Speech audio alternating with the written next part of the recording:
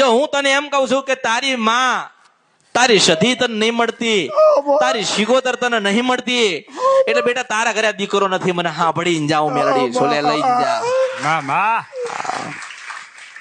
કેટલી વાત કેવાય, વાત કેવાય ને.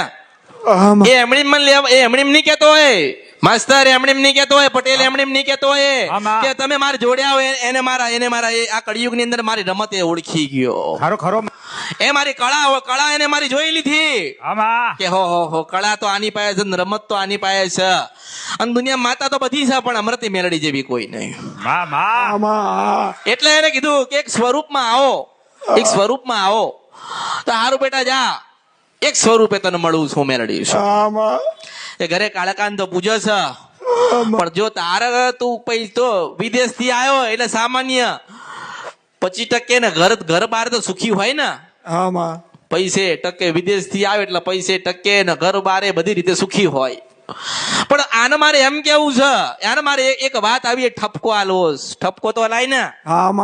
તું ઠપકો તો આલાય, ધોલે મરાય, ઢોલે મરાય ને ઠપકો હલાય, ઢોલે હલાય મરાય ને ઠપકો હલાય. પણ તમે ઊંઘમાં હતા જગાડું છું. ક્યાં હતા? ઊંઘમાં. તમે ઊંઘમાં છો ને જગાડવાનો પ્રયત્ન મેં તો ઘણો કર્યો છે ને કરું છું ને કરતી રહીશ. કે તારા તું આજે કઈક માં ગોતવા આવ્યો, તું માં ગોતવા આવ્યો, બરોબર.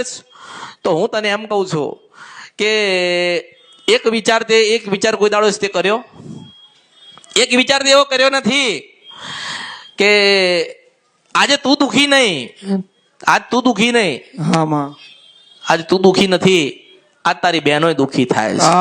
એ વિચાર કર્યો તો એના માટે તો ફરી રહ્યો. એ વિચાર કર્યો, તું દુખી ને તારી બહેનો દુખી થઈ. કેમ દુખી થઈ? કેમ દુખી થઈ? એના કારણે દુખી થઈ કે ઓલી સધી ના પૂજાય ને શિકોતર ના દીવો ના મળ્યો ને એટલે તમે દુખી થયા.